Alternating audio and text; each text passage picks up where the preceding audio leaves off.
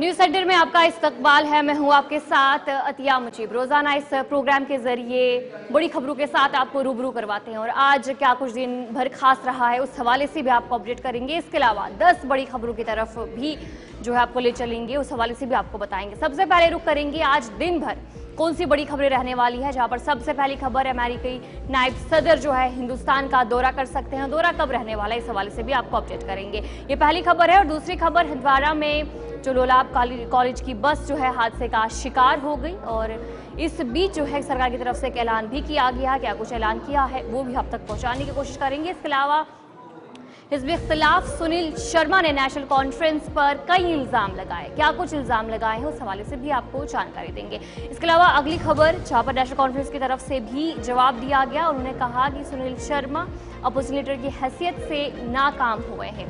इसके अलावा अगली खबर भी आपको बताएंगे, जहां पर वक्फ कानून के खिलाफ जो एहतजाज कल हुआ था और आज भी उसका असर देखने को मिला। कहां पर असर हुआ इस हवाले से भी आपको अपडेट करेंगे। तो ये कुछ बड़ी खबरें रहने वाली है। आगे चलकर इस हवाले से आपको तफसीलात जानकारी भी फराहम करेंगे, लेकिन सबसे पहले रुख करेंगे कुछ बड़ी 10 खबरों की तरफ।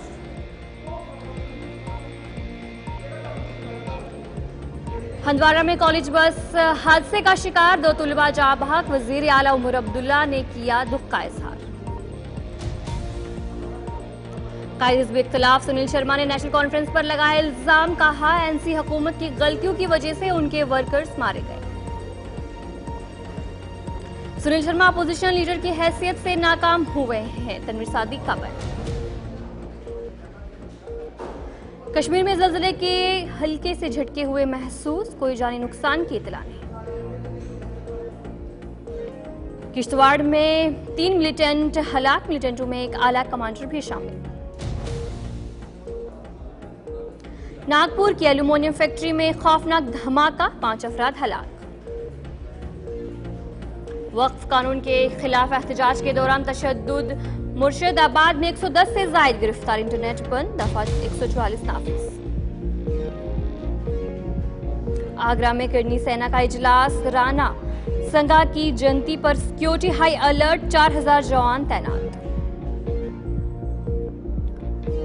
पाकिस्तान और तजाकिस्तान समेत 5 ममालिक में आया जिलजिला।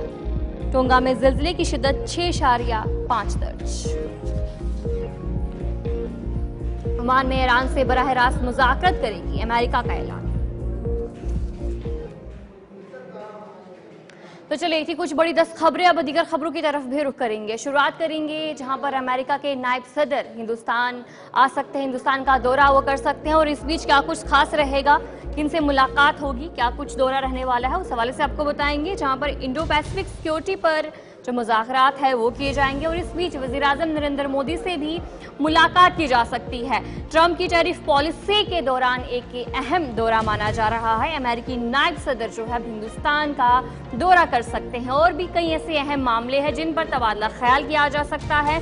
अमेरिकी नायब सदर JD वॉन्स और कौमी सलामती के मुशीर माइकल वॉल्ट्स दिल्ली जो है आ सकते हैं और जिस बीच जो फिलहाल सुर्खियों में छाया हुआ है ट्रंप की तरफ से जो टैरिफ पॉलिसी है, उसी बीच हिंदुस्तान का दौरा कर सकते हैं। और ट्रंप की टैरिफ पॉलिसी पर दुनिया भर में जो तशवीश के दौरान एक अहम दौरा माना जा सकता है। ज़राए के मुताबिक बताया जा रहा है कि अमेरिकी जो नायब सदर है और कौमी सलामती के मुशीर है वो अब दौरा करेंगे हिंदुस्तान का और कई ऐसी यहाँ पर मीटिंग्स होंगी और वज़ीर आज़म नरेंद्र मोदी से भी वो मुलाकात कर सकते हैं।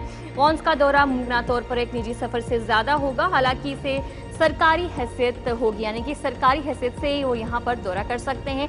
ज़राए की तरफ से बताया जा रहा है कि भारत के दौरे के दौरान भारतीय मुज़ाकरात जो है किए जाएंगे और साथ ही साथ इंडो पैसिफिक में सिक्योरिटी सूरत हाल समेत कई ऐसे अहम मसाइल हैं जिन पर बातचीत की जा सकती है। 21 अप्रैल को वो भारत पहुंचेंगे और बताया जा रहा है कि 22 अप्रैल से वो सऊदी अरब के दौरे के लिए रवाना होंगे, यानी कि 21 वो हिंदुस्तान पहुंचेंगे। यहाँ पर कई ऐसे मामले हैं जिन पर तबादला ख्याल किया जाएगा। उसके बाद वो सऊदी अरब की तरफ भी जाएंगे और वहाँ पर भी कुछ जो मीटिंग्स हैं वो मुनक्किद की जा सकती है। और जहाँ पर जिस तरीके से ट्रंप की जो पॉलिसी है उसके पस मंज़र में ये दौरा हो रहा है, ज़रा के मुताबिक जानकारी सामने आ रही है, जिसने बड़े पैमाने पर तिजारती आलमी इक्तसादी की बात करेंगे तो खदशात को ज़रूर जन्म दिया है। जिस तरीके से ट्रंप ने जो टैरिफ पॉलिसी लगाई है, कई ममालिक में खदशात भी जाहिर हुए और उसी बीच अभी उनका दौरा देखने वाला है। और ट्रंप ने चीन के अलावा तमाम ममालिक में अपने वसी ट्रैफ पर 90 दिन के वक्फे का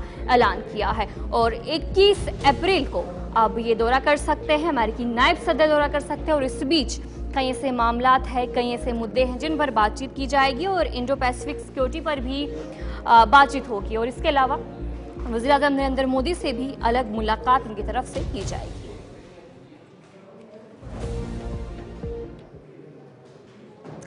तो चलिए आगे बढ़ जाएंगे, अगली खबर की तरफ भी रुख करेंगे, जहां पर हंदवाड़ा में आज एक बस हादसे का शिकार हुई और जिसमें से 2 तुलबा की जान चली गई। और इस मौके पर वज़ीर आला उमर अब्दुल्ला ने दुख का इजहार भी किया और जहां पर यह खबर भी सामने आ रही है कि जख्मी हुए तलबात के लिए एक रिलीफ का ऐलान किया गया है हुकूमत की तरफ से। और इस मौके पर जो हादसा पेश आया, सज्जाद गनी लोन भी जीएमसी हंदवाड़ा पहुंचे, उन्होंने जख्मी तुलबा की अयादत की। और जम्मू कश्मीर के वज़ीर आला के मुशीर नासिर असलम वानी और कैबिनेट वज़ीर जावेद अहमद डार ने भी वहां का दौरा किया और जो जख्मी तुलबात है उनके लिए रिलीफ का ऐलान किया है।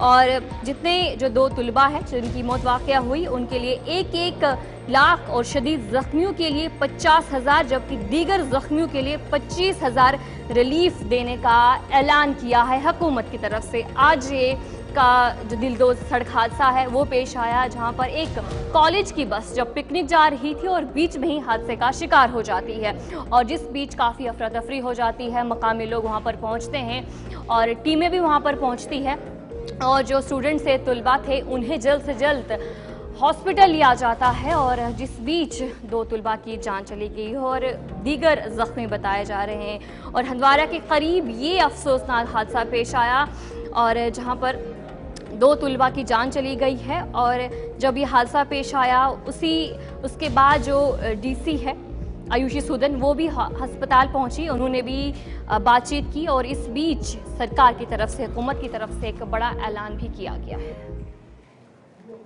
बस हमने यहाँ 2 कैजुअल्टीज़ रिसीव की, एक मायमूना और एक समीना। मायमूना तो ब्रेन डेड वहीं से थी, उनका एक साइड का ब्रेन मैटर पूरा लैसरेटेड पूरा ये था और उनकी वो तो ब्रॉड डेड ही समझिए थी, उनकी डेथ हो गई थी। तो दूसरी हमारी समीना आई थी यहाँ पे, समीना वो भी उसका राइट साइड ऑफ फेस उसका इंजर्ड है, उनको अभी हमने आईसीयू में रखा है। तो कैसे अभी as of now little bit stable है but she is in ICU. जी, हमारी इमरजेंसी टीम, सारे हमारे डॉक्टर्स, सारे हमारे कैजुअल्टी में रेडी थे, अभी तक नहीं आया। वज़ीर आला के मुशीर नासिर असलम वानी ने इस मौके पर जो 2 तुलबा है जिनकी जान चली गई है उनके लिए 1 लाख रुपए का ऐलान किया है और जो शदीद ज़ख्मी है उनके लिए 50,000, जबकि जो दीगर ज़ख्मी है उनके लिए 25,000 रिलीफ देने का ऐलान किया।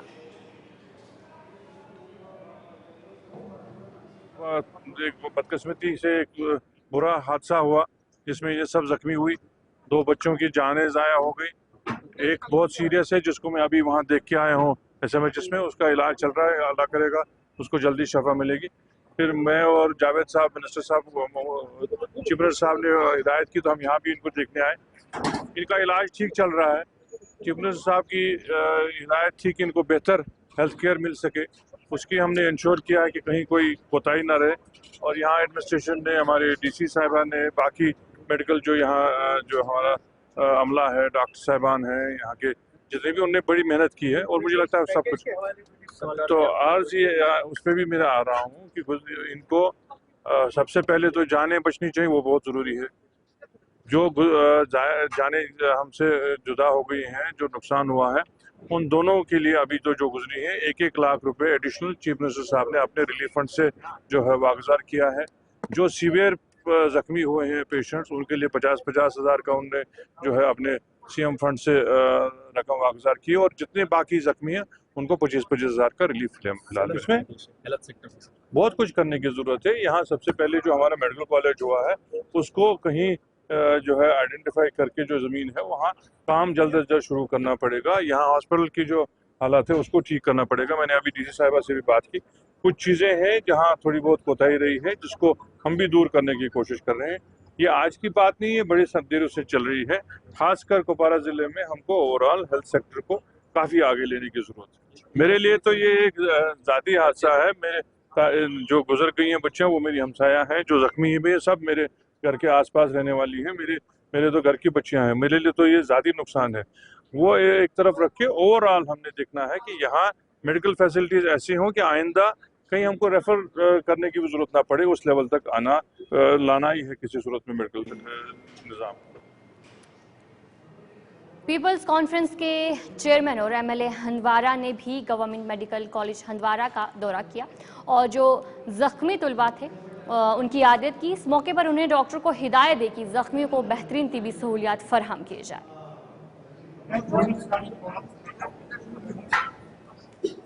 दुखद इंसिडेंट है जिसमें शायद 2 स्टूडेंट्स की जान भी गई है। अल्लाह उनको जन्नत नसीब करे। यहाँ शुक्र है डॉक्टर्स ने जो बताया, यहाँ कुछ ज्यादा सीरियस मतलब they are being taken care of. लेकिन मैं मीडिया से भी और लोगों से भी अपील करता हूँ कि प्लीज आप हॉस्पिटल को क्लॉग मत करिए। अभी मैं वहां आया, बहुत सारे लोग हैं, डॉक्टर अपना काम नहीं कर पाएंगे अगर वहां।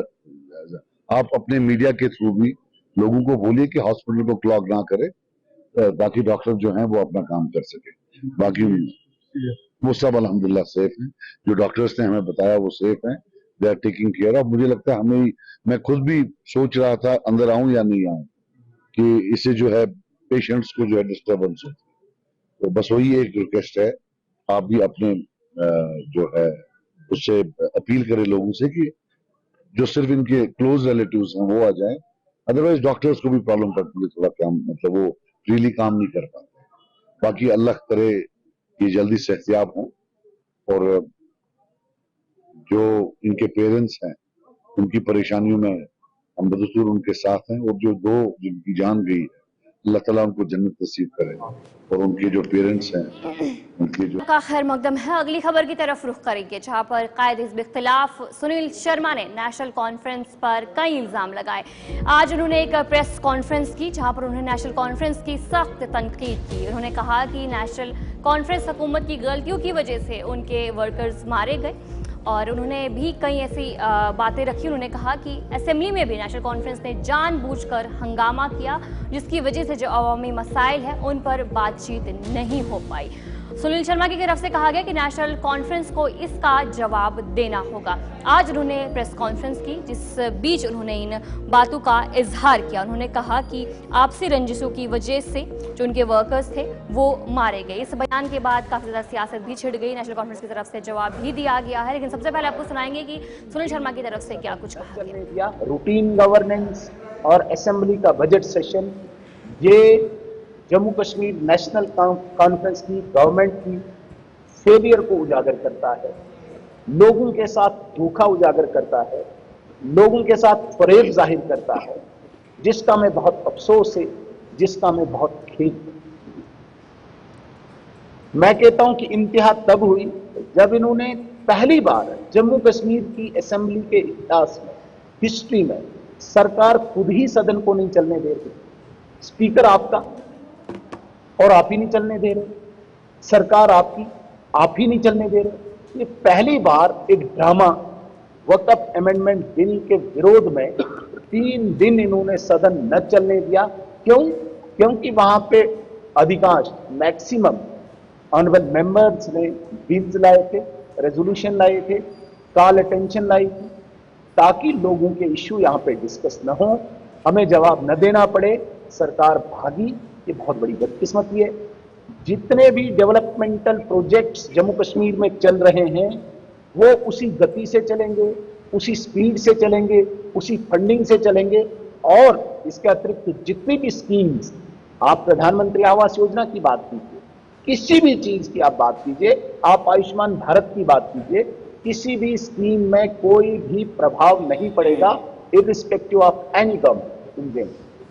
इसलिए जो जम्मू कश्मीर की सरकार लोगों को दोबारा से गुमराह करने की कोशिश करती है, मैं आपके चैनल इसी बीच नेशनल कॉन्फ्रेंस के रहनुमा जस्टिस हसनैन मसूदी ने बीजेपी को जम्मू कश्मीर की मौजूदा सूरत हाल का जिम्मेदार ठहराते हुए कहा कि अवाम दुश्मन पॉलिसियों की वजह से लोग मुश्किलात में हैं। उन्होंने रियासी दर्जे की बहाली का भी इस बीच मुतालबा किया। देखिए, जो इस वक्त जम्मू कश्मीर में हालात हैं या इससे पहले जो पिछली 1990 या उसके पहले जो हालात रही, इस सब की जिम्मेदार वो मरकज़ी सरकार की वो पॉलिसियाँ हैं जो जम्मू कश्मीर मुखालिफ पॉलिसी है। अब देखिए, जिन वादों पर, जिन का आइनी ज़मानतों पर हमें तरकीब दी गई थी कि हम मुल्क के साथ हाथ मिलाए, उनको ही पामाल किया गया। 1953 में एक मुंतखब वज़ीर आज़म को गिरफ़्तार किया गया, माजूल किया, और वो भी गैर आइनी तरीके से। और उसके बाद आप देखते हैं उनको कोई 11 साल से ज़्यादा अरसे तक उनको मुक़य्यद रखा गया, और एक ऐसे फर्जी केस पर जिसको इन्होंने खुद विड्रॉ किया। तो ये इसी मुसलसल होता रहा है कि यहाँ की जो हमारी जो हमारा तशक्कुस जो है, हमारी खुद मुख्तारी है, उसको हर हुकूमत ने, मरकज़ी सरकार की तरफ से बरहना किया गया यहाँ के आवाम को इन हुकूक से। और उसी का ये देख रहे हैं कि जो बेइत्मीनानी है, जो दूरियाँ हैं, जो तलखियाँ हैं, ये सारी सब की ज़िम्मेदार। और फिर उसके बाद बिल आखिर 2019 5 अगस्त देखिए क्या हुआ, बिरहना किया गया, डाउन साइज किया गया, स्टेट को डिस्ट्रीब्यूट किया गया, तकसीम किया गया। तो जनाब, ये सारी जो इस वक्त जो है या उससे पहले वाले जो हालात हैं, ये सारी की सारी जिम्मेदारी मरकज़ी सरकार की गलत पॉलिसियों पर है, जो जम्मू कश्मीर दुश्मन पॉलिसियाँ रही हैं। तो आप देखिए, मुझे कहिएगा, जब वो कहते हैं कि 5 अगस्त 2019 से पहले की बात करते हैं, तो ज़रा वो इस पर भी तवज्जो दें कि 5 अगस्त 2019 के बाद हुआ क्या। देखिए, जो तब से अब तक जब यहाँ पर सीधे मरकज़ी सरकार की हुकूमत रही, तो जो इसी बीच नेशनल कॉन्फ्रेंस के सूबाई सदर शौकत मीर ने सुनील शर्मा की इस प्रेस कॉन्फ्रेंस पर रद्द-ए-अमल देते हुए कहा कि बीजेपी को नेशनल कॉन्फ्रेंस पर तनकीद करने के बजाय खुद को दुरुस्त करना चाहिए। देखो जी, ये Sunil ji leader of opposition है, मुझे एहतराम है बीइंग ए लेजिस्लेटर, लेकिन बदकिस्मती है उनको हकाइक पता नहीं है। मैंने सुना उन्होंने मिलिटेंसी के बारे में कुछ कहा था, नेशनल कॉन्फ्रेंस ने इसको फरोग दिया। सुनील शर्मा जी को मैं कहना चाहता हूँ, 3500 लोग जो नेशनल कॉन्फ्रेंस से वाबस्ता थे, be it our minister, be it our MLA, our MLC, our जिला सदर, ब्लॉक प्रेसिडेंट, हार्डकोर वर्कर, उनको मारा गया, वो शहीद हो गए। आज हमें वो सबक सिखाएंगे नेशनलिटी के। उनको कहना, जब सावरकर था वो कहता था महात्मा गांधी मुहिम चलाता ही नहीं है आज़ादी की, उस वक्त तो आप हिंदुस्तान की आज़ादी से दूर भाग रहे थे। जब यहाँ शेर कश्मीर शेख मोहम्मद अब्दुल्ला क्विट कश्मीर मूवमेंट चला रहा था, तो उनको फैक्चुअली अपने आप को करेक्ट करना चाहिए। बात अब यह बन गई कि नेशनल। इसी बीच पीडीपी के तर्जुमान इकबाल तरम्बू ने सुनील शर्मा के इस बयान पर रद्द-ए-अमल देते हुए कहा कि बीजेपी ने इस मुल्क को सिर्फ मजहबी तंग नजरी, फिरका परस्ती और नफरत का तोहफा दिया है। देखिए, पहले मैं आपको ये बताना चाहता हूँ कि यहाँ पर जम्मू कश्मीर एक बहुत बुरे दौर से गुजरा है पिछले 30-40 सालों से, लेकिन आहिस्ता आहिस्ता हालात पे काबू पाया गया। ये कोशिश 1990 से ही हुई कि हालात पर काबू पाया जाए, और धीरे धीरे आज आप देख रहे हैं ये मुसलसल मेहनत पिछले 40 सालों की, जिसमें मैं सबसे ज़्यादा क्रेडिट जो है वो जम्मू कश्मीर के लोगों को देता हूँ, जो हमेशा अमन के ख्वाहां रहे हैं। तो आहिस्ता आहिस्ता हालात काबू में आ गए और आज काफ़ी बदलाव दिख रहा है। लेकिन बदकिस्मती की बात यह है, जिस तरह के तमाम डेवलपमेंटल प्रोजेक्ट सारे मुल्क में इस NDA गवर्नमेंट से पहले जिनकी दाग बेल डाली गई, और आहिस्ता आहिस्ता NDA गवर्नमेंट ने ये क्लेम करना शुरू किया कि ये सारी डेवलपमेंट हमारे दौर में हुई है, जबकि इन सब डेवलपमेंट प्रोजेक्ट्स की बुनियाद जो है वो इससे पिछले सरकारों में डाली गई है। और सारा जो लिबरलाइजेशन हुआ है, सारा जो डेवलपमेंट काम हुआ है, जो विजन था, वो इनसे पहले की सरकार का था। आज हम उसका बेनिफिट ले रहे हैं, लेकिन NDA सरकार उस सब का क्रेडिट खुद को दे रही है। इसी तरह जो भी इन 40 सालों में कोशिशें हुई यहां अमन बहाल करने की, आप पिछले 10 सालों से भाजपा सेंटर में है, वो इन सब कोशिशों, इन सब कुर्बानियों को नजरअंदाज करके इसका क्रेडिट भी अपने सर बांधती है। जबकि अगर भाजपा ने इस मुल्क को दिया है तो सिर्फ एक चीज दी है, वो मजहबी तनाव, फिरका परस्ती, नफरत। इसके अलावा भाजपा ने कुछ भी नहीं दिया है। अगर आपने रिसेंटली कुछ वीडियोस देखे होंगे, दिल दहलाने वाले वीडियोस, जिन युवाओं के लिए जिनकी पॉपुलेशन। तो चले न्यूज सेंटर में इतना ही। अभी के लिए मुझे दीजिए इजाजत और आप बने रहे गुलिस्तान न्यूज के साथ।